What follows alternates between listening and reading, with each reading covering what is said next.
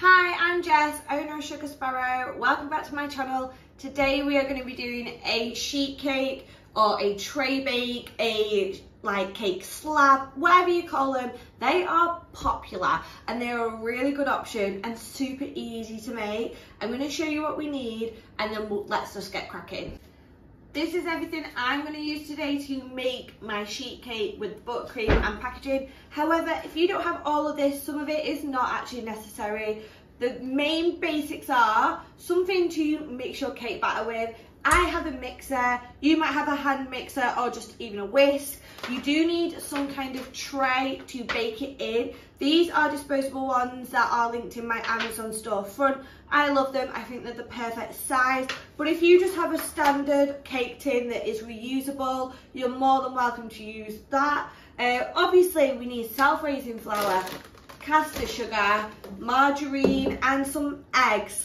And now for the buttercream, we need block butter, icing sugar, other things that I like to use if you have them.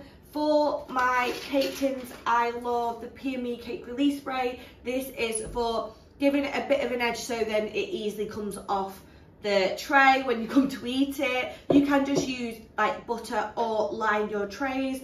I also like to finish decorating mine once I've done my buttercream with these little chocolate molds. Again, I'm going to show that part in the video, making the little miniature, they look like little chocolate bars and I stick them in the corners. But I mean, you can use anything you want to decorate your sheet cakes. I sometimes use just like cut out butterflies, macaroons, other kind of chocolates, or just leave it buttercream. I've also got some sprinkles. I like to use a bit of sprinkles. I also like to add these lovely tall candles, which you can get in loads of different colours. This really lifts it and makes it feel a little bit more luxury. Again, I will tag these on my Amazon storefront. I present my trays in a 12-hole cupcake box, and honestly, this is your cheapest option. I get asked this all the time. How do you present this tray? Obviously, you don't want to use a whole cake box. You want to be able to see. So a 12-hole cupcake box, which some of you may already have in. I just don't use the insert. I just throw that away. But because it's got the nice window, when you present these cakes to someone, it really elevates the fact that they can see it, just like a box of cupcakes. So this is something I use. I do also have, which I will show you, a really luxury, completely acetone window box. They are a lot more expensive. When you think maybe these might cost 50p each, the other boxes I'll show you at the end are around £2 each. So just make sure you factor that in when making them, and also you have to buy more than one at a time. But these are my basics for creating a sheet cake, and then obviously your little adds-on with your candles and your sprinkles. Now I've shown you that, let's start baking. Now, I personally think the easiest part of today is making the actual batter. This batter that I use is the same one I use for my cakes, my cupcakes. It's my go-to recipe. There's nothing I really change to make a sheet cake versus, say, cupcakes. So it's the 4 simple ingredients: your caster sugar, self-raising flour, not plain flour, some eggs and some margarine. Now I like to pre-soften my margarine in the microwave just so it's not too hard when you're mixing it and it can go a little bit lumpy, so it starts off nice and smooth. The grams that I'm going to be using today is 200. So 200 grams of caster sugar, 200 grams of self-raising flour, 200 grams of margarine, and 200 grams of eggs is 4 eggs. You have to think on average, eggs weigh around 50 grams. Obviously, eggs are natural, so this can go up and down. Some people like to weigh them. Personally, I've never done it. I like to go off the fact it's 50 grams each an egg. If you maybe buy large eggs, extra large, anything maybe free range, maybe keep an eye on the sizing. However, your standard eggs are going to be 50 grams each. I have already added my 4 eggs and my butter that's pre-softened into my bowl. I do the all-in-one method, and I do this for everything. So for my cupcakes, sheet cakes and my bigger cakes, I put all 4 ingredients together and mix them together. It's just personal preference. I like to bake this way. Also, all my customers, which must have been thousands over the years, have all said my cakes taste delicious. So I'm going to stick to what I know. So I'm just going to add my 200 grams of caster sugar.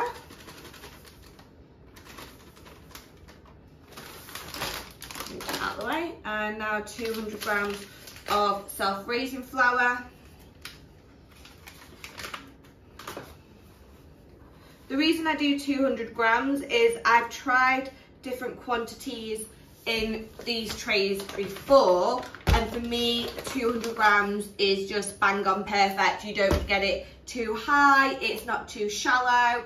The only thing you've got to watch with these trays is because they are quite a big area of space when it's baking, to just keep an eye it's not maybe baking too much in one area. Do you need to turn it around like you would do maybe with your other cakes? Everyone's ovens are slightly different, so that's just a pre-warner that sometimes 5 minutes to the end I do actually just give it a little swivel round so it evenly bakes. Right, now let's get this mixing. I always start my batter off on a slower mix so the flour doesn't poof up everywhere, and then I build it up, and always scrape between.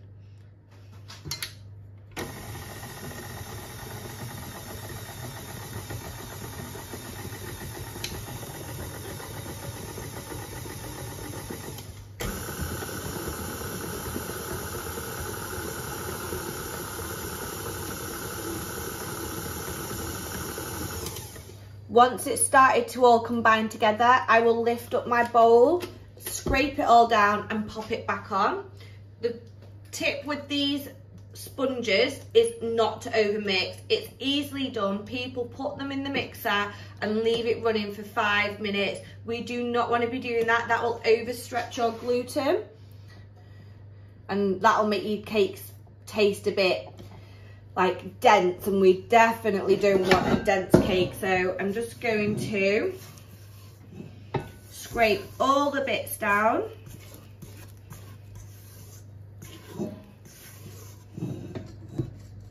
Make sure I've got every little bit, make sure I get all the bits off here. You can also see at the minute it's a very yellowy colour. It'll start to lighten up as it mixes a bit more, and that's when you know it's ready to come out. So let's pop this back on. As you can see, it's gone much lighter in colour and much of a creamier, like fluffier kind of a vibe. This is what you're looking for when you know it's ready to go. And I kept that on for maximum 3 minutes. Now for lining the tray, I love PME Cake Release Spray. Is my go-to and favourite of all releases. You can get this in liquid form. I don't think it's as good as the spray form. You get a lot of use out of this. You can get a smaller bottle or these bigger bottles. They honestly last me months. But for the tray, I bake it in here and I serve it in here, you'll see later. But when it comes to actually taking the cake out to serve 2 people, you want to make sure that it can pop out easily and it's not stuck to it. And if you were to have any other tray, so you can obviously use parchment paper and line it all. Butter, be careful with the butter that it doesn't start to burn your base, because it is again an ingredient. So this stuff is my go-to, but use what you have in. Don't go out of the way just for one cake.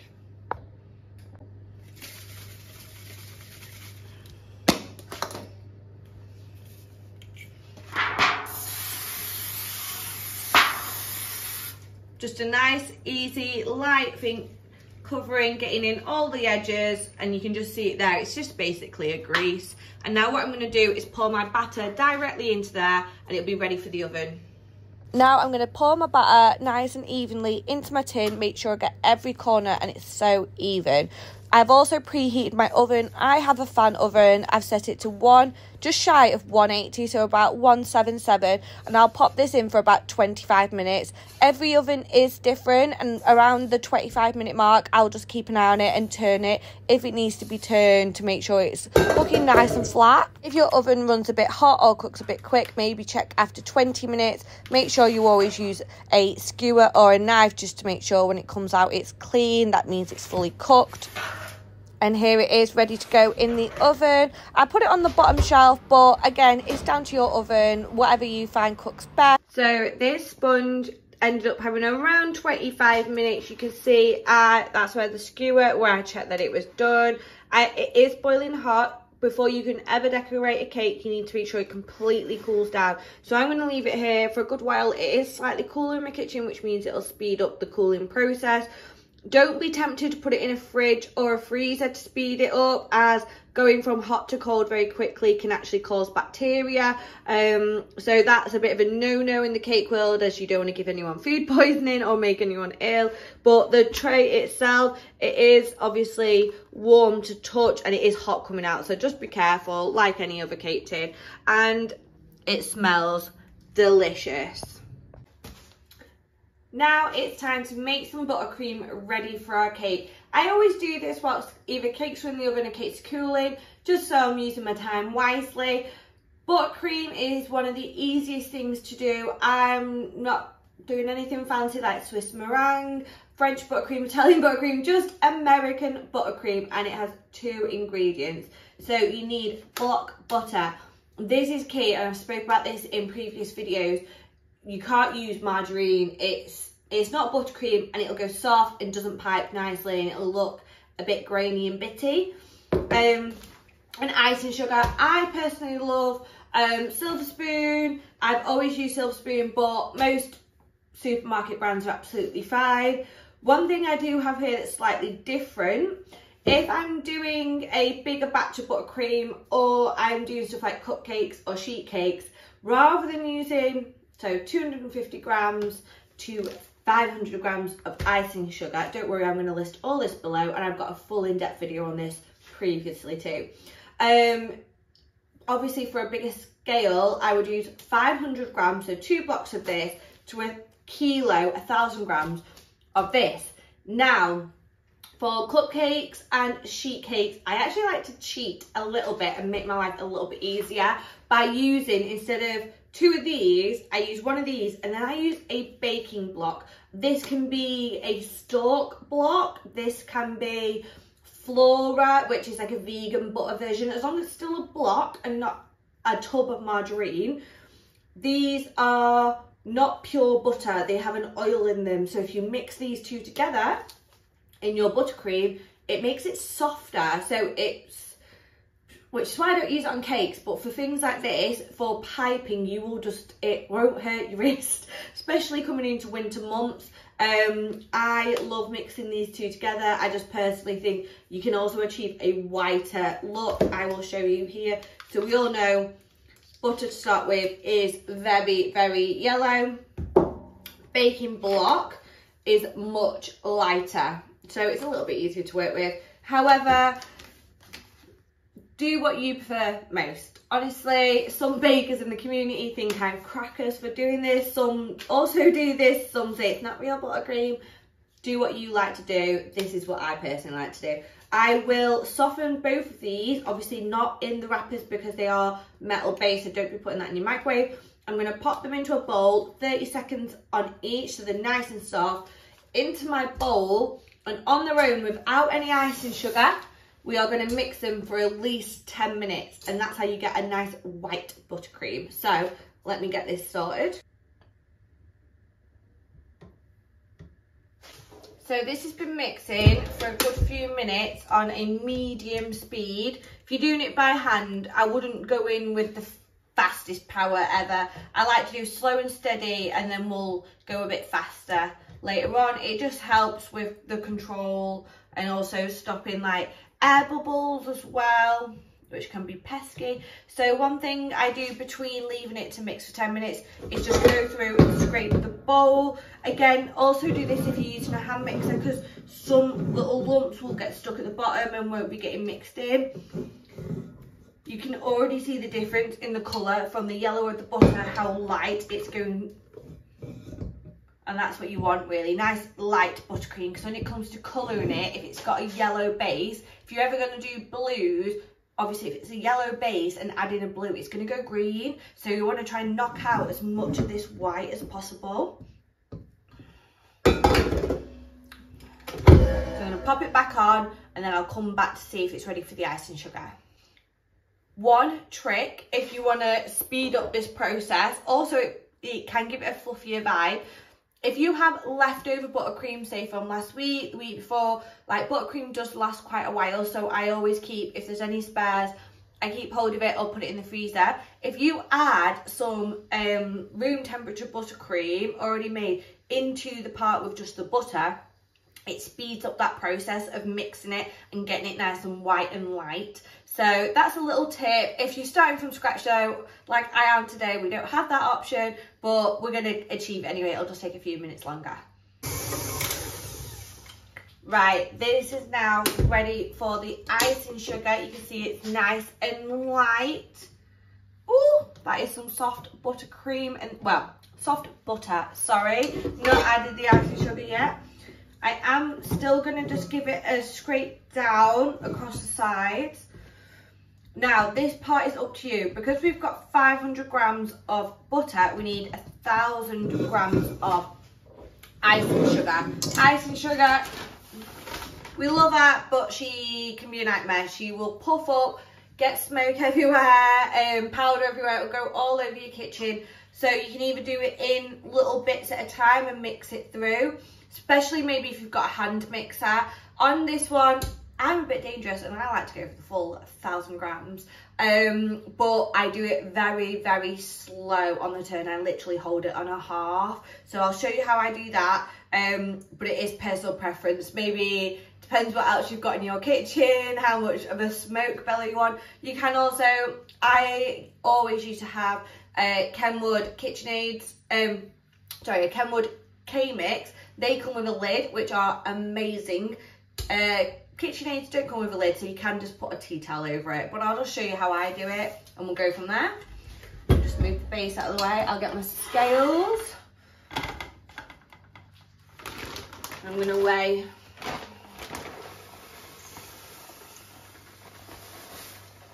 1,000. You can already see the powder bellowing out. One reason why I do love Silver Spoon is you don't need to sift it. It's a perfect powdery icing sugar. I've used other brands in the past that once you start to make it, realise, oh, actually that needed sifting because it's got a little bit hard. But this will be perfect. So move my scales out of the way, bring my mixer back. When I pop it down, I want to make sure it's definitely on. I'm just literally going to flip this. Rather than going on to the first one, I'm actually going to hold it on a half. So you can see there is a bit of a bellow, but it's not kicking out all of the icing sugar. That if you put it on a full whack, oh my god, it would just go everywhere. So that's just, as that's churning, you'll actually see it's gone back to a yellow state, but we're just going to scrape, mix, scrape, mix, and it'll go back to that white tone. On the first instance, once it started to combine, I'm going to give it its first scrape. There is techniques you can use to create white buttercream. So there is whiteners that you can add. Personally, I have used them. I use them more for, say, wedding cakes who want like a particularly white look of a cake. I always advise customers that you're never going to achieve pure white, and if you see images online of a pure white cake that's made with American buttercream, it's probably from America.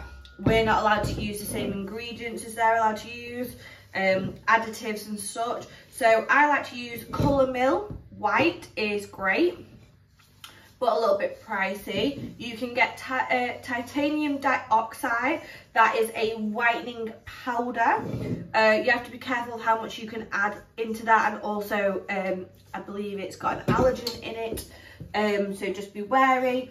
Or Ingenious Edibles, this company, they have its icing and frosting whitener. I've used quite a lot of this. It just knocks the yellow out. Also, you can just add a tiny bit of lilac, is it lilac or violet? Add a tiny bit of violet, and that will knock out the yellow. Think of it as like purple shampoo, but for your buttercream. It just counteracts the yellow. Right, I'm getting a little bit of this on my worktop, but nothing that we can't clean up. I'm now going to put this on for quite a while, so when we come back, it'll be nice and ready to go. My buttercream is made, my sheet cake is baked and cooled down. Make sure it's really nice and cool. And the fun part is now decorating. So I want to do this in pink tones. And one rule I like to stick by when doing sheet cakes is if there's, say, a customer or whoever you're making for, blue, purple, red, I like to do a light, a dark, and then a white. I just find it marries really nicely together. So for instance, I'm going to be using Colour Milk Candy and doing it like a softer pink. And then I'm either going to use Colour Milk Hot Pink or Colour Splash Pink, which can go really nice and bright pink. And then contrast it with the white. It just sits really nicely together. It makes it look quite uniform. Again, say if you were doing purple, you do a lilac, a mid or dark purple and a white. I think sometimes if you go too many colours or they're not sitting in the right colour family, so like say you're doing greens and you're using like maybe a pale eucalyptus sage kind of green and then you use like a lime green, it might feel a little bit off. So try and stick within your colours. To go along with that, using 3 colours, I always use 3 or 4 nozzles when it comes to actually piping. So I like to always use a 1M. This is just a Wilton 1M. Or a 2D, that one's very similar, but 1M has my heart. So I also like to use a big fat open star nozzle. This one is Finch Bakery. It is 7FT, anything similar to that. I then like to use a little star nozzle. They are so cute, and I just think it gives it a little, like a little kiss kind of a vibe. This one is a 4B, I think from Wilton. And then I do like to add a, you see with the pointed top, I call them like a squiggle because it looks like a little squiggle when you do it. This one, again, is Wilton. It's a 125.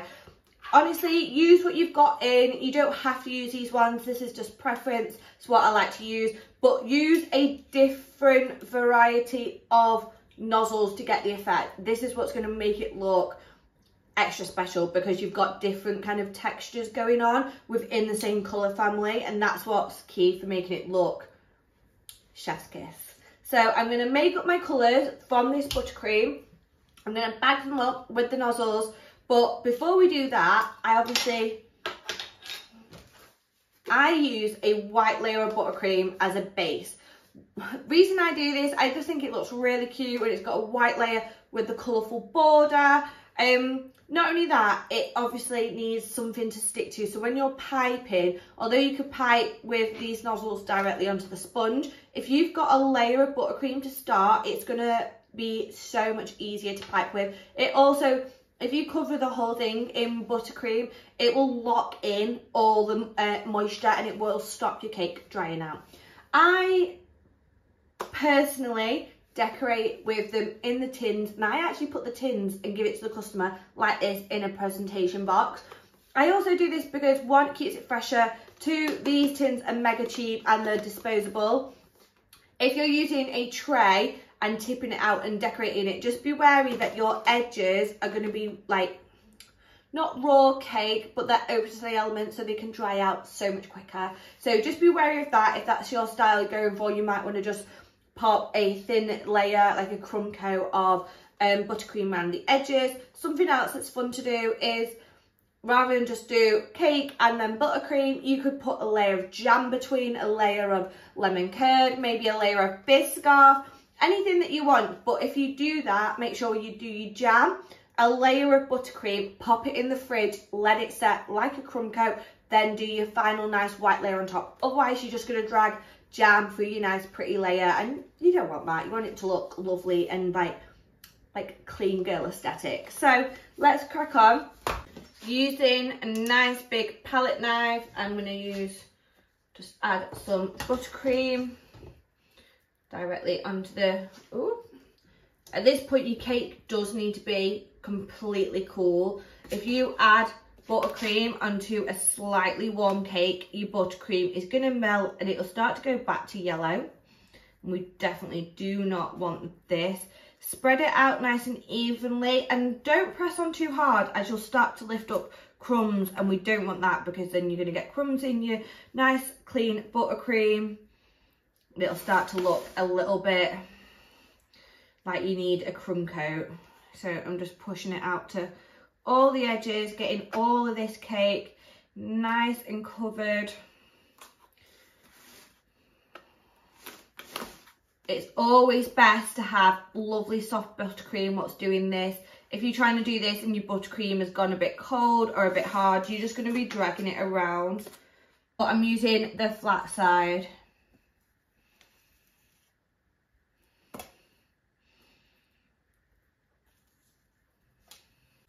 Here are the colours mixed. We've got the candy pink. I added a touch of Colour Mill white to this just to make it a little bit lighter. The Colour Mill hot pink with a touch of Colour Splash pink. And then I've got my white buttercream that I added a little dash of Colour Mill white to. Although it looks very similar colour, it does actually change the texture, which I really like. So my sheet cake is ready and my 4 pink tones and white tone with my nozzles are ready to go. So let's get decorating. I always like to start off with my 1M. I think it's a good one for a filler to fill the big gaps to start. So I always do a lovely, oh, bit of an air bubble, rose swirl. I don't do it in every corner because I think it can get a bit samey. So do a little element. And then I like to do just these little kind of, I think they look like a meringue kiss. Again, just to fill up some of these gaps. And of course, some shells in different directions. Then I'll move on to a different colour. And this is my big fat star nozzle. Again, I love doing kisses with these. Love hearts. So push out and down, out and down. You get that like scalloped love heart. And of course you can do very nice little swirls. And as you can see, I'm just going a little bit random, but also at the same time, I don't want it to feel disjointed. So I'm just adding where I think some colour might be missing. And before you know it, to be fair, this is probably the quickest part. And then I'm going to move on to my mini star. For my white one, this nozzle I like to use as a little bit of a filler. So I use that towards the end. So my little star, I like to just start to make where maybe the edges are going to be. Like my border. So I'm staying with this gap nice and big. And then of course some nice love hearts again. And then as you can see, I'm just starting to fill out those gaps.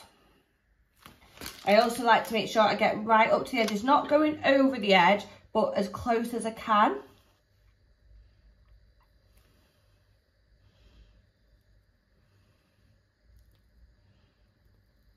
You can see there. Just add some little swirls, and you can start to see how the texture can start to come alive. Now with my swirly one, my wiggly, I will go in, where should we start? So you see there's a little bit of a gap. I'm going to turn this round so I can get at it better. I'm just going to fill that out here as well. This nice little gap here. If you move it around, you can also tell where you've got a little bit of gaps going, maybe along this border. I don't like to go too heavy with this one, so I don't think it's always needed, but just little elements. And then just going back and forth with my different colours. I like to get different heights start to fill out. I might, with this pink, actually go in with a small nozzle just to do some of the fillers. I think might look cute. I'm going to still use my larger star nozzle just to fill. Like I said, you don't need to keep the same kind of pattern going. You can mix it up, add some height, just like that. And I've still got a nice gap for adding a happy birthday or a topper or whatever I find fit. Now I'm going to add the little mini chocolate bars. These are a favourite of mine, and I made these by using this mould that I showed you earlier. I use cheap white chocolate, melt it down in a microwave, slow and steady, and then add colour mill. It's oil based, so you can use these in chocolate. So I've previously used the same pink so it matches, just a light touch, and as you can see, it's literally the same tone. Now I'm going to pop these in each corner. Again, as I mentioned, you don't have to use these. You could use other kind of decoration techniques, like say butterflies, other chocolates, or just leave it plain. Other things I'm going to add now is my candle, my sprinkles. My tall candle, I love to lay across. I feel like it, again, fills that empty space. And then I've got some scrumptious mixed sprinkles in the high gold sheen. And I don't go too heavy on these. I just add a few. If you are wanting to add sprinkles, make sure you add them once your buttercream is still wet. Otherwise, they won't stick. And as you can see, I won't add any to the centre. I'm just going to leave that plain. If you want to elevate your sheet cake even further than this, I'm going to show you something that I do on each one of mine that just makes it look $1 million. Now, to elevate this even further and just give it a little extra fairy dust kind of magic, I'm going to use Rejuvenation Spirit, or you can use a vodka, just make your customers aware. And I'm going to use, I've got here Sugar Flair Extra Extreme Gold, and it's just a edible gold powder. I use a lot of it, which is why I got such a big tub, but you can get smaller versions. I'm just going to add a little bit on a plate. I'm going to add some spirit, and I've got a fluffy brush here. This isn't a specialist brush, it's just a normal brush from a paint shop, never used, well, an art shop, never used. And I give them a clean, and then I use them for food products. And I'm literally gonna splatter, and this is gonna go all over, especially on these little chocolate bars and onto the buttercream. It just goes nicely with the sprinkles, and it just gives it that little bit of a I'm fancy kind of a vibe, and just lifts your sheet cake to the next level. What I like to do before I present these and put them in a box is I do like to pop them in the fridge just to firm up, so you don't knock any of your beautiful buttercream whilst trying to get it in and out of the box. So let me just go do that, and we'll come back and package it up. Let's talk packaging. So this is the cupcake box I showed you earlier, and then this is the more expensive presentation box. You can just see it's a nice big clear, more of a window. One thing I do like to do, whichever one you go for, is fill it with shredded paper. I think it just adds like to the presentation element. I am going to show this off in the cupcake box rather than this box. This box always looks cute if you add a ribbon and your stickers, of course, but you can do that on this and it still looks as brilliant. So I'm just going to add, I'm going to make sure it's all shredded apart. I do sometimes have stock different colours of these so it can match the theme, but you know, white goes with everything. It's in a nice white box, and because you won't actually see the bottom, make sure you don't need to fill the whole thing, just fill around the edges. And this is, again, it's personal preference. I like it as well because it stops it sliding around just that little bit. Once it's like this, let me get the cake and add it in. So now I've got my sheet cake after it's chilled for a moment, and I'm gonna do this the right way around, otherwise it's gonna go lopsided. I'm gonna gently place it into the box. And just like that, I think it looks spectacular, especially because it's got a window, not like a traditional cake box where you can't really see your cake. If you give this someone for their birthday, anniversary, a work colleague celebrating, it's a Costco cake, but so much fancier. That's basically what it is. If you enjoy, please like, subscribe, drop me a comment. If you have any questions, I'm always happy to help. Thank you for watching, and I hope you loved it as much as me.